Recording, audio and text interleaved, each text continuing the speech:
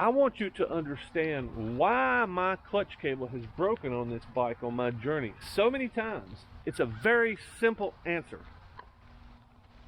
And I'm going to show you why by showing you the cable repair kit that I've been using. And just kind of spitball and gluing the thing back together. My clutch cable has been held on by rubber bands for the past 6 months. So let's talk about that now. So I thought I would address a few of the comments and questions and get those out of the way so you guys understand what's going on. Number one, I got home weeks ago. I'm not riding the bike. This bike has not been ridden since I've gotten home. It's got a lot of maintenance issues, and I'm still trying to refill my bank account. In fact, you can see it's even on charge right now. I just put it on charge yesterday. I don't want the battery to go dead. It's been sitting a while. It's going to be sitting probably at least a couple of 3 weeks more. It's got a lot of issues, but the number one issue that I've got with this bike that people don't seem to understand, and I don't want people thinking that this is a brand new bike that has all these issues with clutch cables. That's probably the biggest comment that I get. Now, let me tell you how to solve all your problems. The clutch cable came with the bike. This is a 2008 Triumph Tiger. So my biggest fear is that people are going to start making this a big issue with Triumphs. 14 years. This bike has been on the road for 14 years. Doesn't have a lot of miles on it, but it's an old cable. And I have broken the cable on this trip. I don't know, I can't even count, maybe 15 times.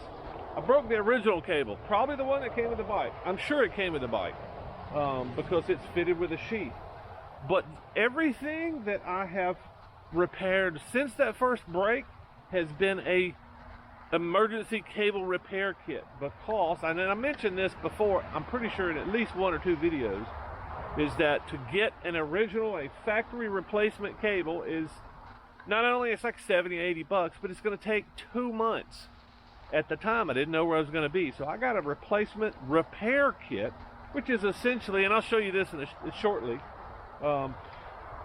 it's a repair kit to get you back to the house, and that's probably why it's been breaking. That, and there's some other issues, but I'll show you a repair kit. And if you've got a cable operated clutch on your machine, you need to have one of these, because I've broken a lot of clutch cables over the years, mostly on dual sports and dirt bikes and things like that. They get dust and dirt and grime in the cable system. But that's just one of the big major things I wanted to talk about today. And I wanted to show you the repair kit that I've been using so you could understand a little bit more about what's going on. But more about the bike and what I've destroyed on this thing. And I love this bike. So for everybody that thinks that, man, I'm never going to buy a Triumph because Don's had nothing but problems with them, that's not true. I have thrashed this thing, and this thing keeps coming out golden. Is it the best bike I've ever owned? I don't know. So far, it's in the top 5, I would say. I've really enjoyed the ergonomics, the performance, the durability. So some of the things that have not been so durable that I've broken, I had an aftermarket air horn down here that fell off. I didn't install it. It came with the bike. I've broken these turn signals I don't know how many times. They've been repaired by some type of epoxy every time, and I keep breaking them, which is fine. I'll eventually replace those now that I'm home. Dropped the bike a few times, but you know, other than some scratches on the side case, and I did get some pretty good scratches over here. You can't see because it's wet, but yeah, when your bike lays on its side and it's got paint on it, you're gonna scratch it up. I broke one of the crashes. I broke the perch here, which is pretty standard stuff. That's why you don't take street bikes off-road. I haven't fixed that yet. I just put the mirror back on. But yeah, this perch is broken, and it's been repaired, as you can see, by JB Weld. It'll hold, but it might break out on the road. Probably won't fix that because that's an expensive repair. That perch is probably, I don't know, 150 bucks, unless I can find one used. I think that's about it. I mean, otherwise, the bike has been fantastic. It goes anywhere I'm stupid enough to take it, so far. And I'm trying to think, I probably got to some spot where I didn't, that I turned around. I was smart enough to turn around because it's a street bike. It's really a street bike. I use it as an adventure bike, but you know, I used that stupid thing as an adventure bike 2 years ago, so what's the difference? It's shocking how much clearance that thing has, but it's got very little suspension travel. That's the problem with this. This has got a good bit more, and the suspension is better, and you know, that's a great road bike. This is what I'll probably be riding all winter because it's great. It's got great wind protection, keeps all the cold air off of me, or most of it. It's good performance. You know, I've broken as much stuff on this bike as I have on this. Anyway, I want to show you more about the cable. I just wanted to start correcting some of the misconceptions and addressing some of the comments that I've had. Let me give you a little bit of detail of why my clutch cable has been breaking all these times across this last journey. Mainly because I've been using what's left of this cable repair kit. I bought this cable repair kit in Iowa after the first factory cable broke. I went down to the one of the dealerships and bought a very reasonably priced repair kit. And I've used these before, but let me show you what's left of this thing. Number one, they give you a couple of lengths of cable. One's thin and one's thicker, but then neither one were thick enough to replace my clutch cable. And this is what's left of the kit. They give you these ferrules, and you're supposed to attach these to the ends of your cable, and you have to fit the cable, which is another problem. That's one of the main problems that I've been having with this repair, is that number one, all these ferrules don't fit in the slots that they need to fit. So number one, you have one end of the cable goes into the clutch lever at the top of your bike on the handlebars, the thing that you pull. It fits up into a slot, and it's very similar to something like this. Cable goes through, and then you push this thing up into the slot, and you roll that cable through a slot, and the cable is pulled by the lever action. So when you pull the cable, it pulls the cable from the top. Now at the other end of this cable, it's down by the engine. So either left or right, depends on the model of bike that you've got. But the cable runs through a sheath, which I have been reusing. I've been reusing the factory sheath. So I just run this cable through one end, down the sheath to the right side of the bike on the engine, and there's another lever down there that another ferrule fits in and pulls the cable from there. So and the problem has been, the big problem is the cable's not thick enough. I could not find a big thick cable that would work to replace the cable that I had. This one's pretty thick, but I think I bought this at Ace Hardware. Pretty sure I did. So I've got some replacement cables, and then I think this is one of the cables that came with it.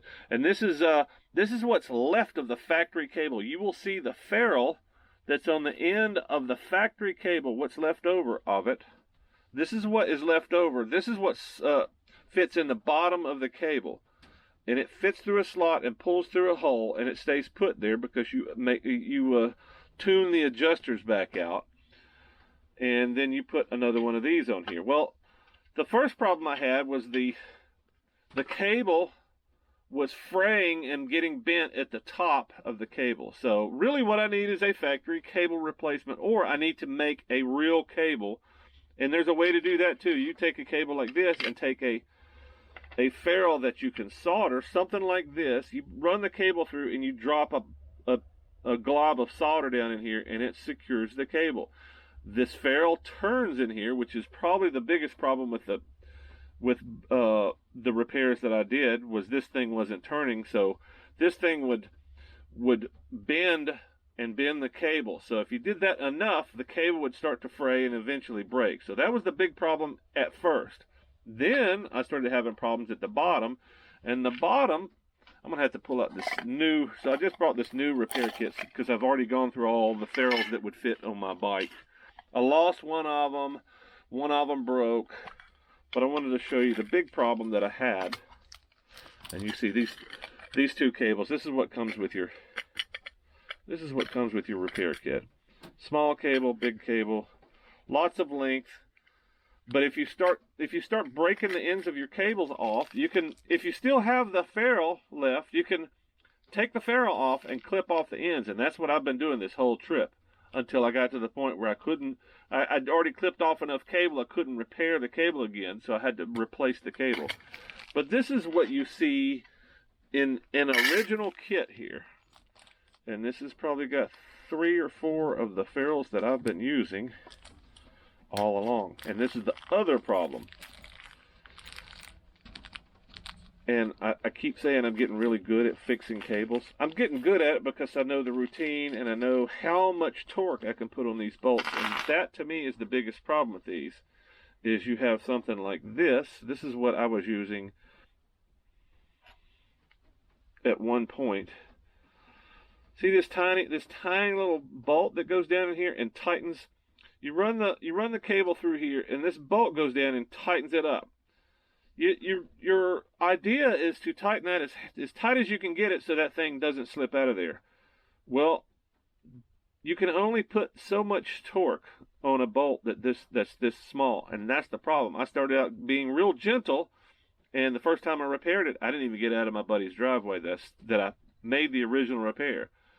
So I didn't get out of the driveway, so I had to cut the original cable. I was still using the original cable.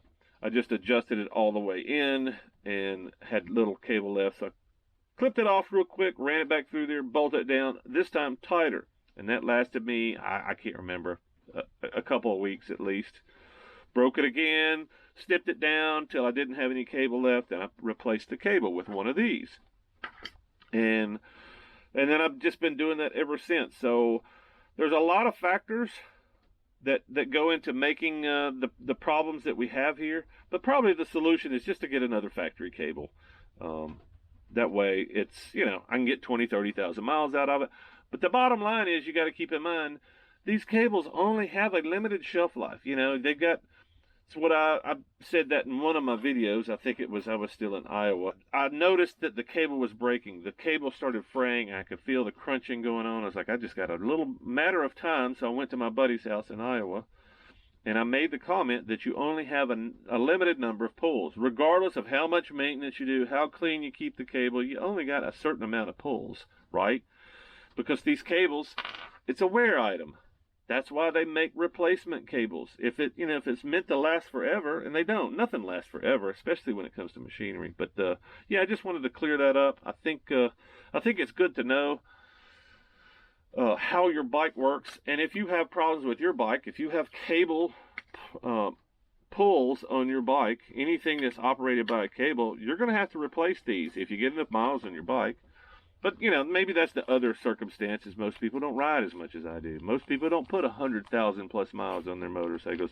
Most people don't put 30,000 miles on their motorcycles. I know, because I buy your motorcycles. I bought one brand new motorcycle in my whole life. And that was the last one. I won't be buying any more. I like the deals that you guys give me when you go and buy a motorcycle and you think it's going to change your life, and don't realize that you actually have to ride the motorcycle to get any real, true, lasting enjoyment out of it. And that's when I swoop in and take the motorcycle from you for half of what you paid for it 10 years earlier or less. Anyway, that's all I got for you. I hope that clears some things up. And if not, I'm just trying to save the clutch. If it's got 10 more pulls, I want to save them for the times I've got to have them. And I might get 1,000 more miles out of this cable. I don't know. But the worst thing possible could be stuck on the side of the road. And probably the worst of the worst is being stuck on the side of the road in a busy highway.